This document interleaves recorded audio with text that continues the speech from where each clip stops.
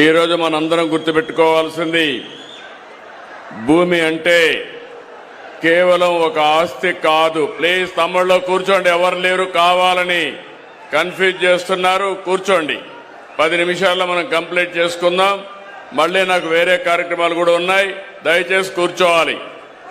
ఎవరైనా సరే అనవసరంగా డిస్టర్బ్ చేయాలనుకొని వస్తే మాత్రం పోలీసు వ్యవస్థ ఉంటుంది, వాళ్ళు చూసుకుంటారు.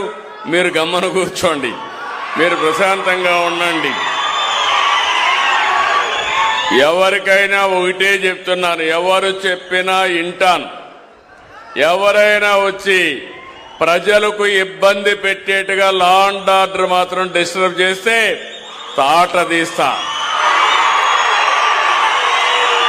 మీకు ఒక భద్రత ఇవ్వాలి, మీకు ఒక భరోసా ఇవ్వాలి.